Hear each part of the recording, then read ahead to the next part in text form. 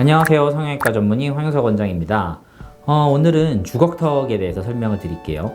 주걱턱은 턱끝 길이가 긴 거를 이야기하기도 하고요. 턱끝 자체가 앞으로 튀어나온 걸 이야기하기도 해요.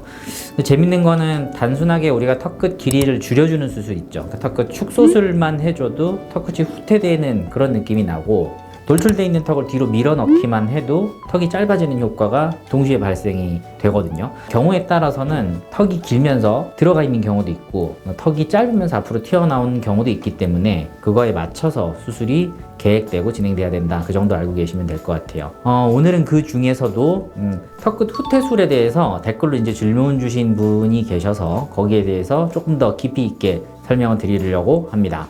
결국 후퇴술이 필요한 턱은 턱끝 자체가 앞으로 나와 있는 걸 얘기하는 거죠. 이건 이제 정면에서 봤을 때 하는 얘기가 아니고 측면상에서 얼굴 위치에서 이제 코끝과 입술 그것들에 비해서 턱끝이 얼마나 앞으로 나와 있냐 뒤로 나와 있냐 이 포인트를 가지고 이야기하는 경우가 대부분이에요. 그러니까 이럴 때는 뭐 간단하게 이제 설명을 드리면 턱끝 위치에서 이제 턱끝이 뒤로 들어가 볼 수 있도록 턱끝을 잘라서 뒤로 후퇴를 시킨다든지, 아니면 피질절골술의 같은 개념인데 이거를 턱의 앞쪽에서 시행하는 거죠. 이게 턱 앞쪽을 갈아내거나 잘라내거나 해서 후퇴된 느낌을 만들어낼 수가 있는 거죠. 턱끝 후퇴 수술을 할 때 주의할 점은, 우리가 실제로 이제 윤곽 수술을 통해서 얻고자 하는 거는 얼굴의 라인의 변화죠. 단순히 이제 수술로 개선하는 부분은 뼈가 되는데, 뼈 자체가 뒤로 이동한다고 해서 살이 다 똑같이 따라 이동하지는 않는다는 거예요. 그러니까 쉽게 설명하면은 뼈를 잘라서 뭐 5mm 후퇴를 했다 이랬을 때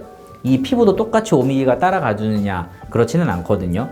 대략 한 70% 정도를 이제 따라간다고 이제 의사들끼리는 이야기를 하는데, 결론적으로는 뼈가 이동하는 거리의 모든 게 다 윤곽선에 반영되지는 않는다는 걸 아셔야 돼요.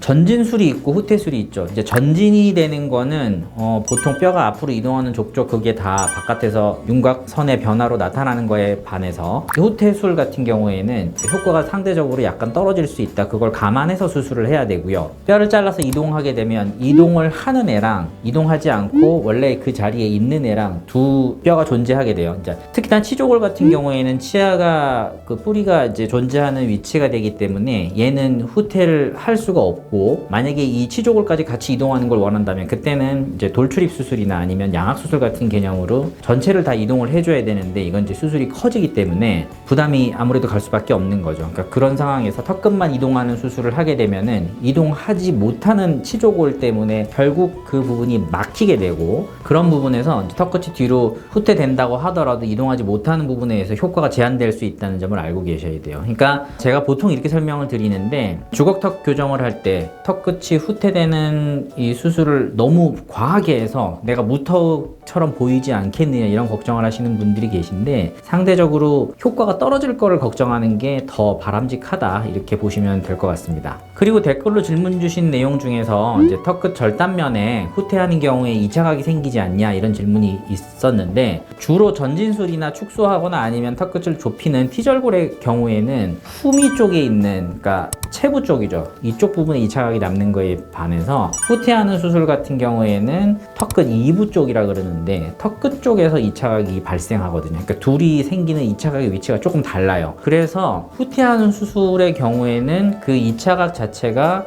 뼈의 안쪽 부분에 의해서 살 안쪽으로 숨는 이런 효과가 좀 생겨서 생각보다는 2차 각을 좀 덜 걱정하셔도 되고요. 물론 이제 그렇게 해서 뼈 쪽에서 만져지는 부분이 있다 그러면은 이제 충분히 갈아내거나 아니면 다듬어내서 덜 생기게 만드는, 뭐 저는 그렇게 하고 있어요. 근데 교과서에는 굳이 그렇게 할 필요 없다 이런 식으로 설명이 되고는 있죠.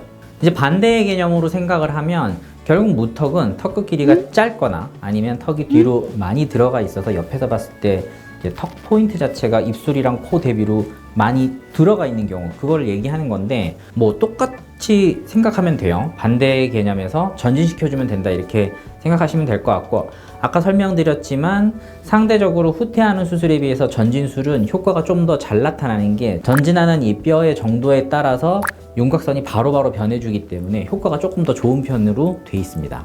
그리고 아까 설명한 거랑 비슷한 개념이에요. 턱은 앞으로 전진되기만 해도 길어 보이는 효과가 나요.